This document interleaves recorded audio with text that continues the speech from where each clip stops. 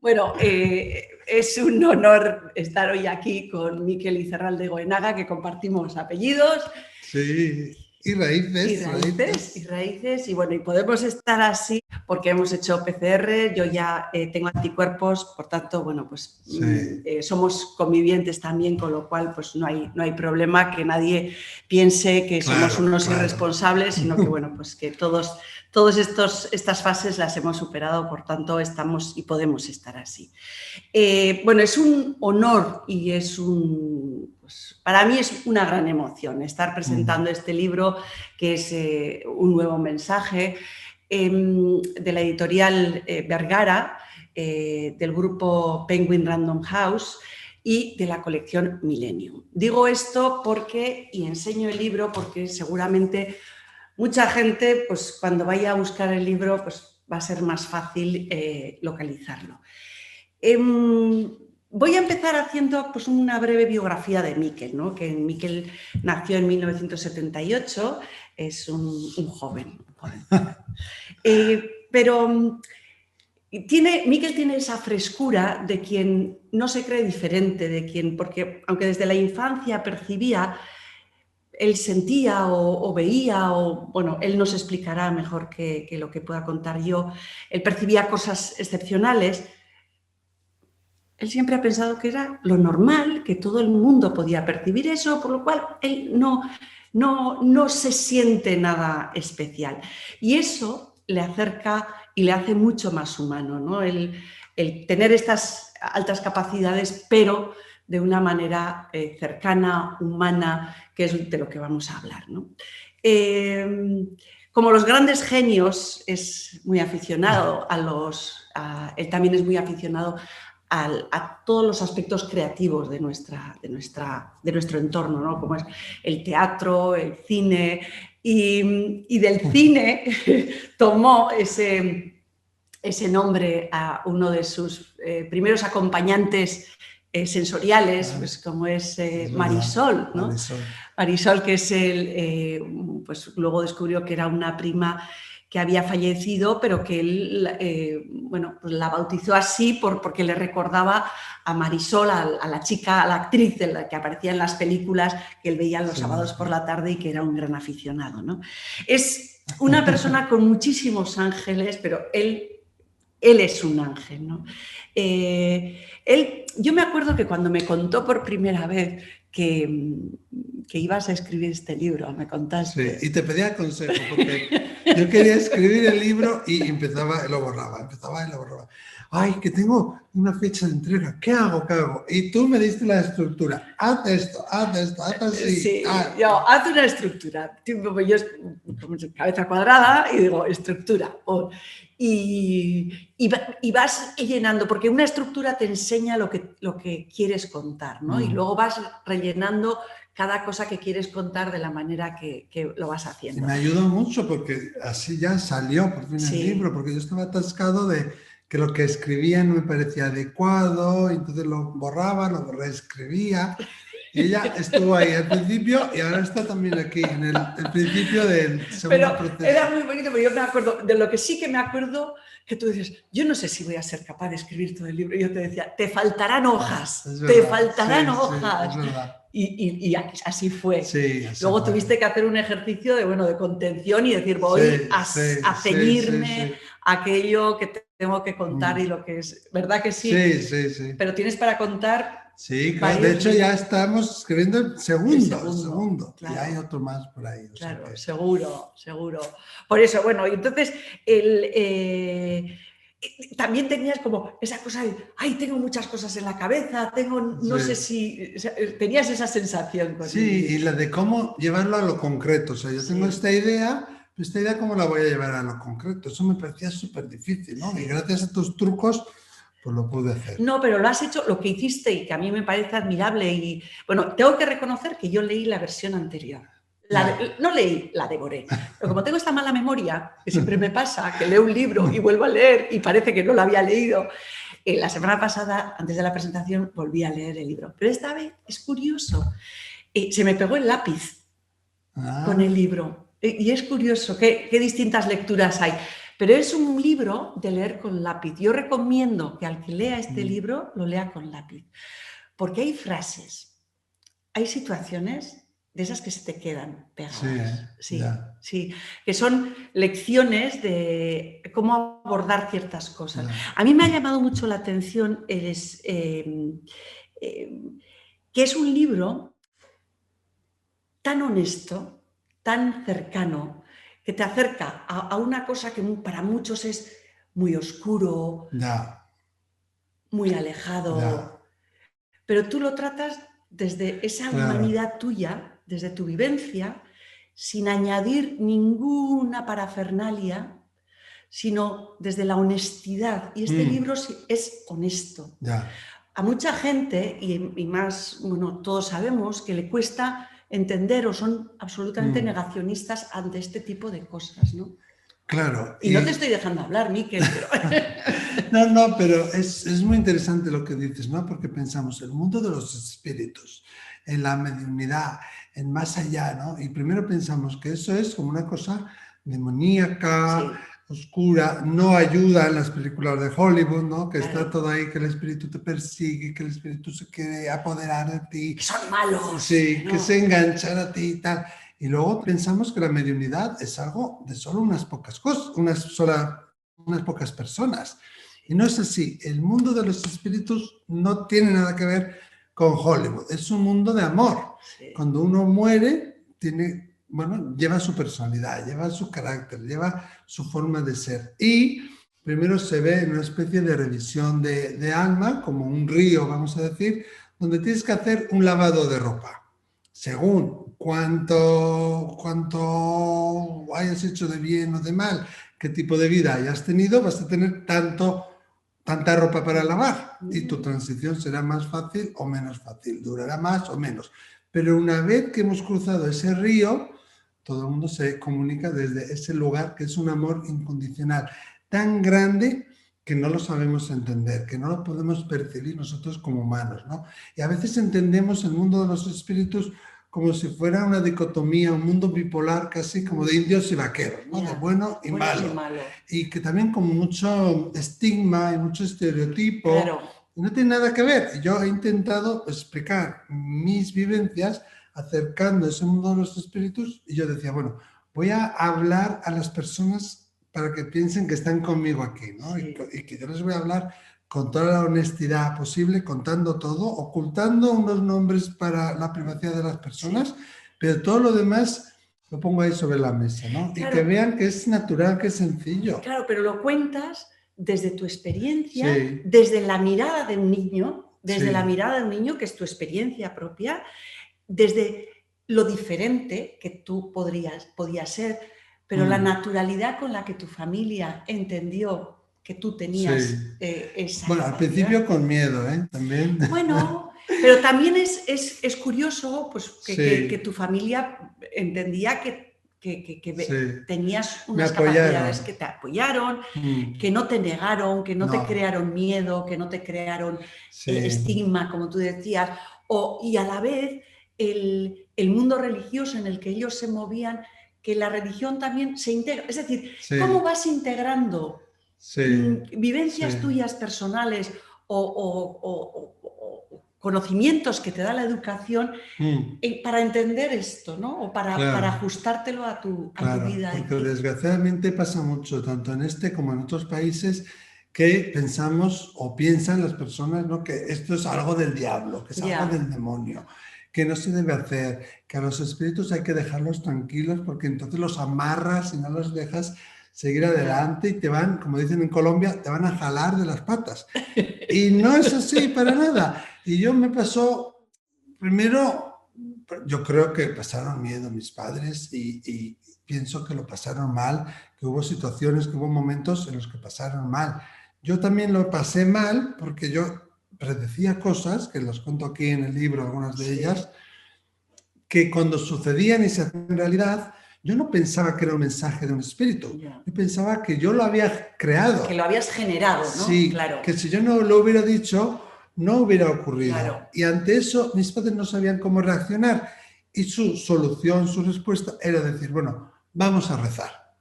vamos a decir, ¿no? Vamos a orar todos, ¿no? Y luego, bueno, a través de un familiar jesuita muy especial que tenemos ahí en el cielo, que tenemos, sí, Padre Goenaga, José Goenaga, bueno, un día os hablaré de él, un fenómeno. Deberían hacer una película sobre su vida, un humanitario. Bueno, pues les pusieron, ¿no? Mis padres, al erudito, al intelectual de la familia, les pusieron el problema que había. Pero le estás hablando como un problema. Para ellos en ese Para momento ellos, sí, era un problema. Sí, pero era un problema de mira qué cosas dice el niño, sí. Mira qué cosas hace el niño, no sabemos qué hacer con esto, no sabemos por dónde tirar, qué debo hacer. Y sobre todo, primero, a ver si le va a pasar algo al niño y segundo, y sobre todo, ¿qué es lo que va a decir la gente? Pero eso es lo diferente, lo que te mencionaba antes, ¿no? Sí. ¿Qué hacer ante a un niño diferente? Claro. Que era tu caso, ¿no? Sí, y entonces, bueno, pues él lo estudió, lo miró, vio que en los Corintios pues ya se mencionan los dones del Espíritu y entonces pues ya se quedaron tranquilos. Si en los Corintios se menciona, pues no es del diablo. Entonces, ¿qué hacemos? Pues rezar. Y su solución era rezar y rezar, ¿no? Y eso yo creo que me salvó también, me ayudó a que el don estuviera vivo. Porque hay muchísima gente que se le niega, que se le castiga, que se le oculta, ¿no? Y se le hace creer que es algo malévolo casi. Sí. Pero los espíritus es un don, es un don. Sí. Y así como hay actrices estupendas, o hay cantantes maravillosos, o hay personas que han venido con un don, pues yo que sé, para la contabilidad, que no es mi don, pues yo tengo este don. Yeah. Y yo he tenido la suerte, la oportunidad y el apoyo de mi familia de poderlo desarrollar. Sí. Sí, sí. Y el libro, vuelvo otra vez al libro, que lo que, aparte de todo, es una narrativa muy, como decía, honesta, pero te engancha. Sí. Porque es como, claro, empieza con la mirada de un niño y es seguir la evolución de Miquel hasta hoy en día, ¿no?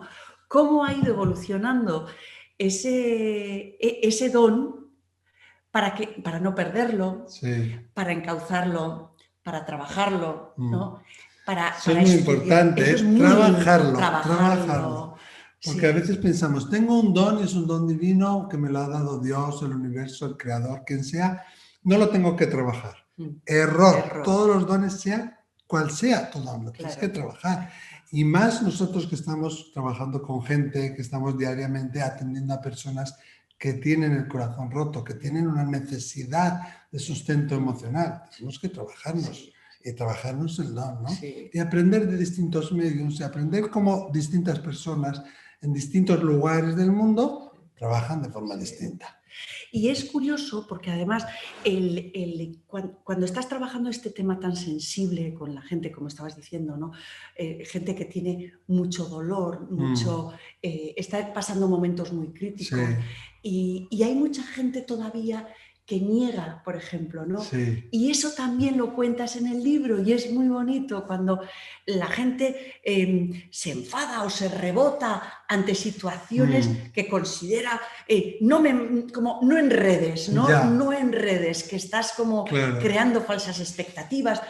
Que yo he venido a preguntarte una cosa y tú me cuentas otra, sí. No enredes, no metas el dedo en la llaga. Sí, sí. Entonces es muy curioso que también eso se cuenta, como mucha gente quiere venir o acude a Miquel a por una respuesta en concreto y cuando no encuentra lo que tú puedes, o lo que tú percibes, porque en ese sentido eres muy honesto, dices, porque el espíritu te va a dar otra respuesta, igual que es más necesaria para ti, ¿no? Y yo siempre digo que donde acaba la ciencia empieza el mundo de los espíritus. Sí.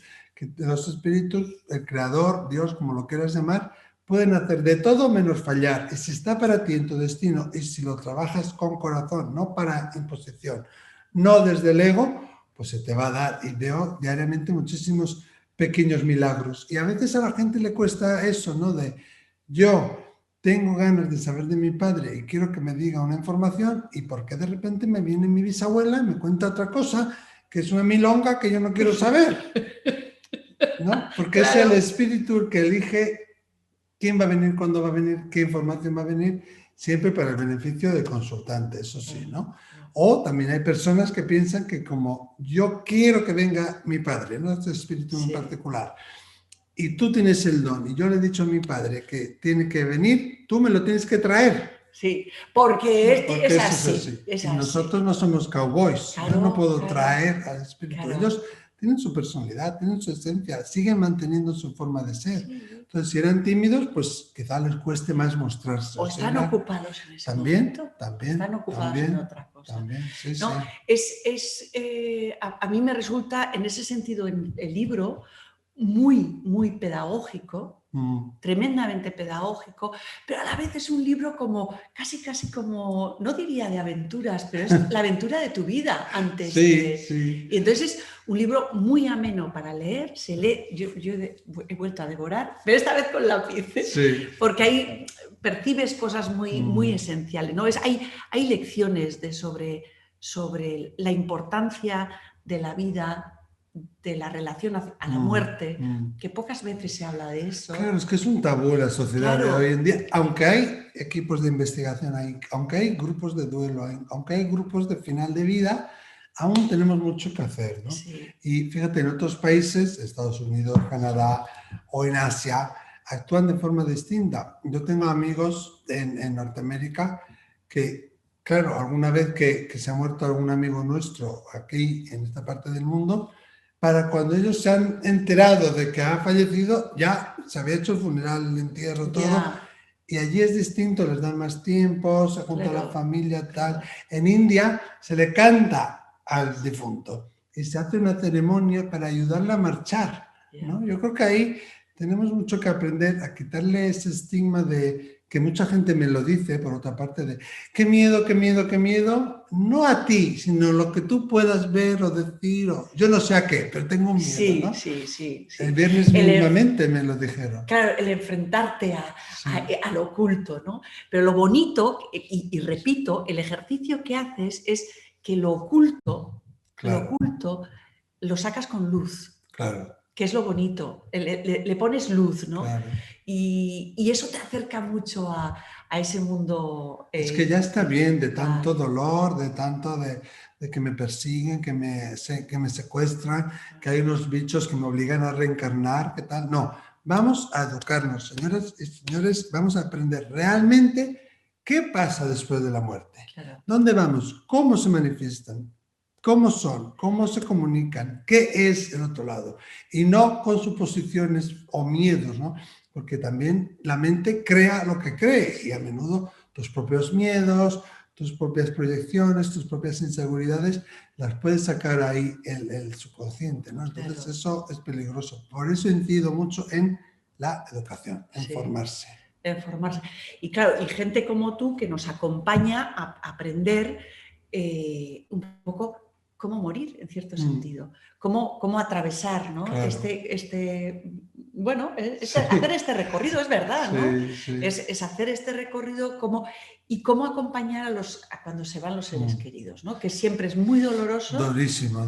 Y tú lo cuentas en primera persona, con dos experiencias muy duras, la de un hermano, que es tremendo, un hermano joven, que en una fecha tan dura se va.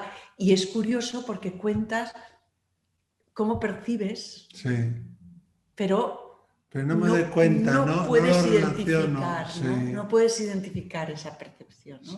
Y es frustrante, pero bueno, tú ya estás preparándote en cierta medida. Sí, fíjate, esas dos experiencias las cuento y las vivo de forma muy distinta, ¿no? Claro. Primeramente porque era más joven e inexperto en la primera, sí tuve señales, sí tuve información del espíritu, pero no lo supe identificar. Pero luego lo identificas. Luego. Y muchas veces pasa, que nosotros en nuestra propia vida estamos tan subjetivizados, tan involucrados, que a veces no percibimos esas señales.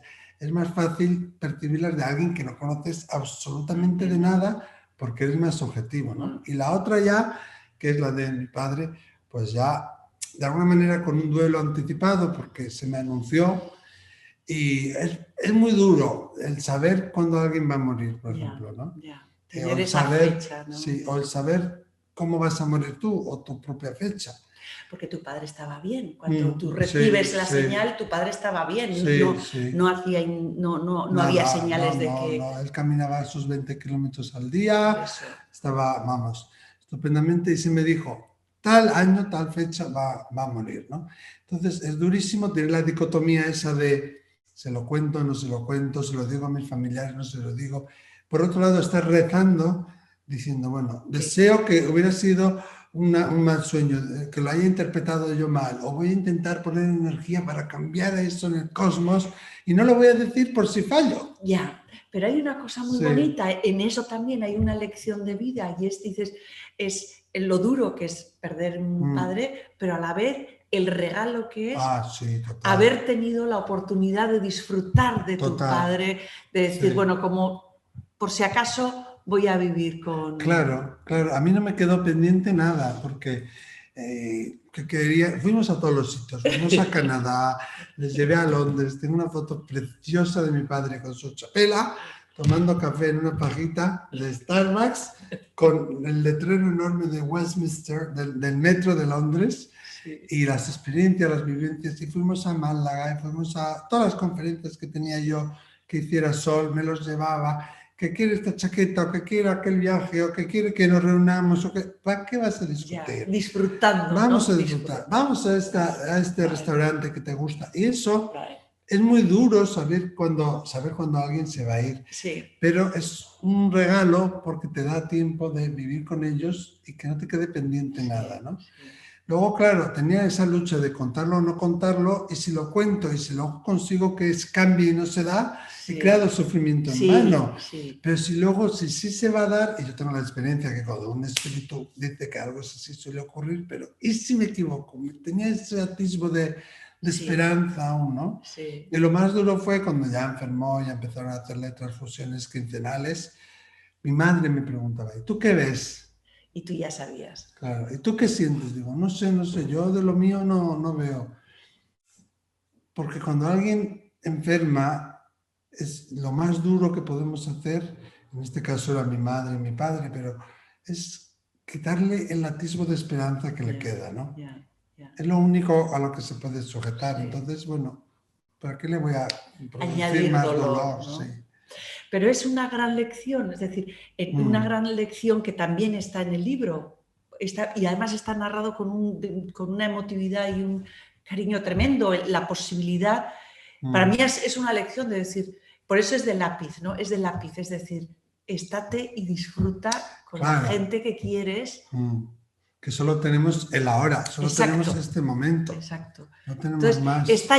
El libro está lleno de esos momentos, de esas lecciones que vas desgranando poco a poco desde experiencias personales,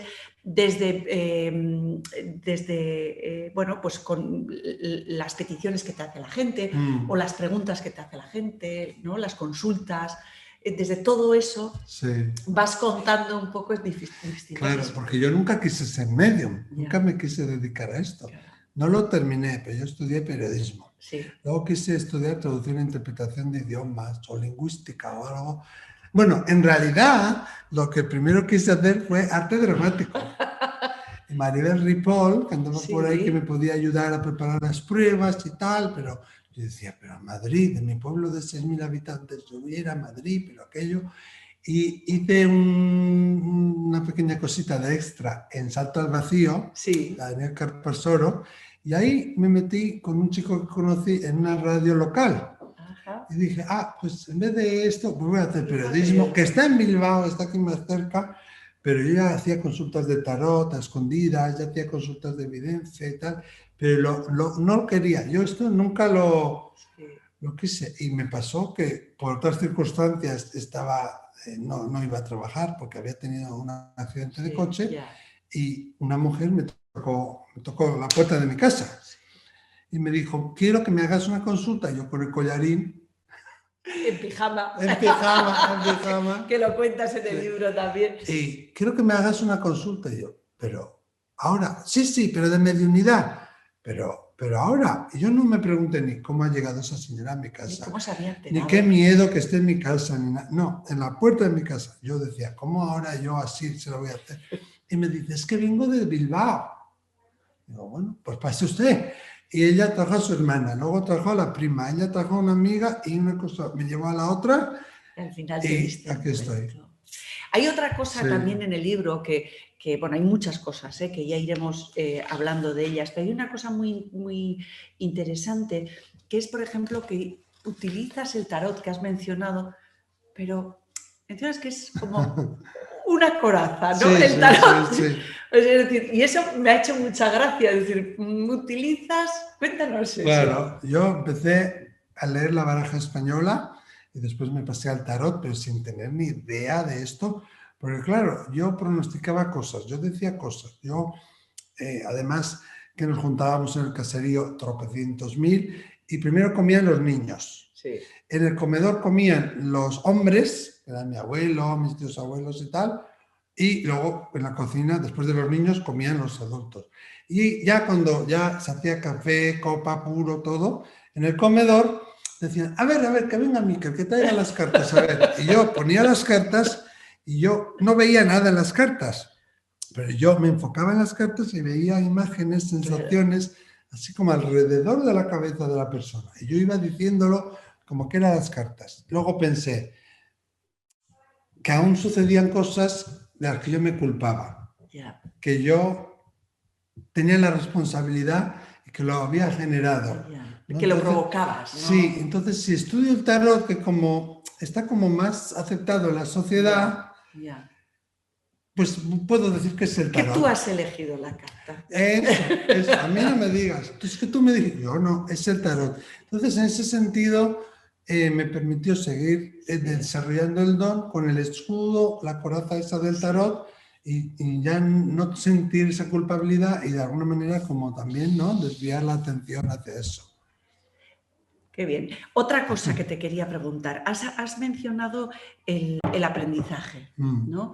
Y me gustaría que nos contases, porque en el libro hablas, pero la importancia de la preparación. Sí, claro. Lo has dicho, pero yo me gustaría que lo subrayaras. Sí. Y la gente que ha sido importante en ese proceso. Ay, muchos. Sí. Primero es muy importante cultivarnos, trabajarnos. Todos, yo creo, es mi opinión, todos los que trabajamos con personas que hacemos terapia y ayudamos, debemos hacernos una revisión siempre, supervisión como los psicólogos, y trabajar nuestros propios miedos, nuestras propias carencias, nuestros propios bloqueos, porque si no, eso va a salir en una consulta como si fuera una proyección, ¿no? O sea, y tú pensar que es una intuición y no lo es, ¿no? Y aprender cómo es la técnica, ¿no? Aprender como un cantante, dónde colocar la voz, cómo usar el diafragma, cómo proyectar, cómo llenar el espacio. Pues bueno, con esto también hay unas técnicas. Es un lenguaje, como el lenguaje tiene sus códigos, ¿no?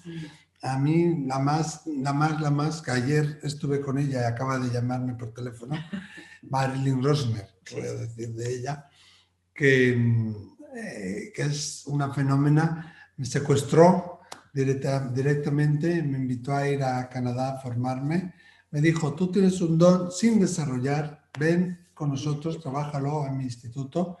Me fui para un año, estuve 2 años y medio, volví porque ya no había manera de tener más visados, ya tenía un montón de extensiones. La suerte que en Canadá son 6 meses de turista. Entonces, pues, tenía más. El euro estaba muy alto, el dólar canadiense estaba más bajo, y bueno, podía subsistir, pero el dinero se me acabó al 4.º mes. Yo viví del universo. Y de repente venía Marilyn y decía, nos ha tocado una rifa, el supermercado se llamaba el P.A. Supermarché. Dice, nos ha tocado una rifa en el P.A. Supermarché y tal, y nos llenaba toda la nevera, todos los armarios. Y era ella. Ella era que la nos la había, sí, y así iba tirando. Y me regalaron los abrigos, la ropa de invierno. Tal. Y luego de allí me fui al Arthur Findlay College en Londres y iba fines de semana o una semana o 15 días. Allí tuve varios profesores, pero la que más me ha marcado es Janet Parker, que hizo este programa que hizo en España, Anne Germain. Ella lo hizo en Portugal y creo que en Brasil también, pero en Portugal sí sé que lo hizo ella. Y entonces me dio como otras claves, ¿no? Yo cuando llegué a Inglaterra daba los mensajes con los ojos cerrados, hacía así y me movía mucho y me dijo, me agarró así y me dice, Miquel, this is very disruptive. Esto molesta mucho. Entonces, esto de hacer así nada, porque eso aquí no se hace. ¿Qué es eso de dar mensajes con los ojos abiertos o cerrados? Tienes que abrirlos. Y eso de moverte así no, estate aquí quieto tal. Y en Inglaterra se trabaja distinto, ¿no? Sí. En Norteamérica normalmente tú vas entre la gente y conectas primero con la persona y después con el espíritu. En Inglaterra primero conectas con el espíritu, no te mueves del estrado y buscas en la audiencia a quién corresponde ese espíritu. Y das muchas más evidencias y haces un trabajo mucho más a fondo, ¿no? Qué interesante. Y me dice, y además, ojos abiertos, además, como tú no creo que tengas esta oportunidad, nos han pedido que elijamos 2 personas de cada grupo y vas a ser tú con no sé quién más, que esta noche van a venir a grabar la BBC un reportaje. Imagínate. Entonces, ahí, en ese reportaje aprendí a no hacer así, a no estar moviéndome, porque yo me movía, me gustaba, a dar los mensajes de forma más calmada, a confiar, de decir, bueno, pues si realmente la mediunidad funciona y si realmente yo soy medium, pues mira, me pongo en vuestras manos y que lo que sea, lo que quiera esta señora. Sí, me acuerdo que doy 500 personas en el público, la BBC grabando, tú que no te puedes mover, very prim and proper, como dicen ellos, muy así, muy exquisito todo. Doy los datos del espíritu. Tienes que dar muchas evidencias. Pum, pum, cómo murió, el pelo, el no sé qué, los gestos, las palabras que decía tal. Y digo, creo que es usted, señora, la que está allí con la bufanda morada. ¿Reconoce lo que le digo? Y dice, no. Digo yo, Dios mío. Ya la he hecho. Y oigo en mi oído, behind her, detrás de ella. Digo, perdone, usted no, la chica que está detrás con el jersey amarillo, ¿usted sí comprende? Sí, sí. Y entonces das más evidencias y ya cuando te dicen que sí, ya das el mensaje. Pero todo desde tu sitio, no te puedes mover. Y ahí fue una gran lección aquello, ¿no? Luego ya llegó un punto en el que yo tenía una tienda, en el que tenía que estar viajando mucho. Ellos tienen un programa donde eligen a 16 personas cada año para pasar a ser parte de su profesorado. Me invitaron a ser parte de ese programa, pero yo tenía que ir todos los viernes durante 3 años. Y yo no podía, ya tenía una tienda, daba clases, o sea, no era viable. No. Y tuve un par de experiencias un poco ya decepcionantes para mí, donde vi varios profesores que hacían que sus alumnos como que, bueno, compitieran entre ellos. Ajá. Y no me gustó eso mucho y dije, bueno, pues yo creo que aquí ya no tengo que venir más, ¿no? Ya estuve yendo un par de años. Sí. Pero eso también demuestra un poco tu corazón, ¿no? Ese corazón tan... No, es verdad, es verdad, que dices, pues no eres competitivo, no quieres entrar a Es que ¿en qué ayuda? O sea, yo te digo a ti que aquí está tu abuelo y que a tu abuelo le gustaba leer libros y que venga otro medium y que diga, le gustaba leer libros de caballería, ese mensaje, ¿en qué ayuda a esa persona? En nada, lo que estás haciendo es pisarle a otro mensaje. Aquí tenemos que trabajar siempre, es mi opinión, yo funciono así, lo intento al menos, con el objetivo de hacer el máximo beneficio, dar la ayuda máxima, más grande a la persona que tenemos delante, que está ahí con el corazón abierto muchas veces. Yo vuelvo a decir, el libro es muy interesante, entretiene, se aprende muchísimo, muchísimo, es una lección de vida y lo recomiendo, pero recomiendo, como tú decías, para que lo lean los jóvenes también, porque muchos jóvenes pueden sentir que, bueno, que esa diferencia pueden entender o entender también, aunque no tengan capacidades, entender que puede haber, ¿no? Claro, y les pasa mucho, de hecho, a los jóvenes, a veces en la adolescencia, ¿no? Que empiezan a sentir presencias o empiezan a ver cosas y no saben darle nombre, ¿no? El otro día me vino un médico a consulta que es joven, mediana edad, tiene menos de 40 años, que de repente le están sucediendo un montón de cosas con su mente de médico. No lo quiere ver, pero le suceden. Entonces me decía, ¿eso qué es? Y le digo, bueno, pues eso es tu intuición, eso es tu espíritu, eso es la energía psíquica, o eso es tu yo superior, o eso es mediunidad. Bueno, pues yo creo que a ese tipo de dudas de personas que pasa mucho en la juventud, pero también te puede pasar en otro momento, les va a venir bien, les va a ayudar. Porque hay muchas capas, claro, como tú dices, como has mencionado ahora, ¿no? Has mencionado así de pero cada capa es un mundo. Está desde la intuición, desde la apertura mental para escuchar, es muy bonito cómo haces cuando estás muy, muy, muy obcecado, cuando no percibes, cuando le dices, bueno, tengo que tomar una... Y en el libro lo cuentas, ¿no? Que de repente, bueno, la respuesta, que me venga, pongo la radio, la primera, sí, la sí, música, sí. O sea, es decir, desatascar en momentos de... Sí, las señales, sí, ¿no? Las sí, señales. sí. Entonces es también muy bonito ver cómo, incluso es también muy bonito ver las dudas, ¿no? En un momento dado, decir, bueno, igual he perdido ya mis capacidades, mi don. No sé si está en el libro o no, pero mira, una vez me pasó, Sí. pues estaba haciendo consultas, ¿no? Y pues yo veía que toda la semana no hacía tantas consultas como ahora, pero pues, hacía 3, 4 al día. Y yo veía que era el mismo mensaje, los mismos espíritus, el mismo mensaje. Y ya llegué como el jueves a la tarde, vino una chica, otra vez el mismo espíritu, que se había suicidado, que se había ahorcado, que tenía un nombre muy particular, que no es José, un nombre muy particular. Otra vez, y paré, le dije, mira, es que yo creo que estoy perdiendo mis facultades, algo está sucediendo porque esto no me parece normal. ¿Y por qué? ¿Por qué? La mujer compungida. Digo, es que llevo toda la semana contactando con este espíritu, diciendo los mismos y no me parece correcto. Se echa a reír. Dice, es que es mi padre. Nosotros somos 14 hermanos y mis hermanos, mis sobrinos, todos estamos viniendo esta semana. Entonces, es normal que tú tengas las mismas evidencias. Luego el mensaje no era el mismo, pero claro, 13 o 14 hermanos que están viniendo los sobrinos, que están viniendo Y las te viene el mismo cuñadas. espíritu. Yo decía, estoy perdiendo los dones, esto no. Sí. Y me acuerdo perfectamente por el tipo de muerte que era y el nombre, es un nombre muy único, que yo no he oído a nadie más ese nombre. Y que el espíritu del nombre, que es algo muy difícil. Ya, que es difícil, ¿verdad? Si ya te viene la primera inicial, ya es muchísimo, ¿no? Entonces yo paré y dije, no, esto no puede ser, esto no. Dice, y se echó a reír, dice, no, es que es mi padre y somos 14 hermanos, estamos viniendo aquí, tal, y ya, bueno, ya seguimos, ¿no? Entonces ya también he aprendido yo como a no dudar de, bueno, viene esto, quizá la persona... Por algo será. Eso es. La persona igual no lo comprende, pero quizás más adelante lo comprenda. Sí. Bueno, hay más cosas que apuntas, ¿no? Por ejemplo, la diferencia entre ser medium y ser vidente. Eso es muy importante y lo explicas muy bien en el libro y creo que es fundamental. Yo creo que no lo vamos a desvelar, que lo lean, que lo lean y que entiendan, ¿no? Esa gran diferencia. Hay, por ejemplo, las sesiones mediúmnicas, ¿no? Que a veces, bueno, pues te da como un poco de respeto, ¿no?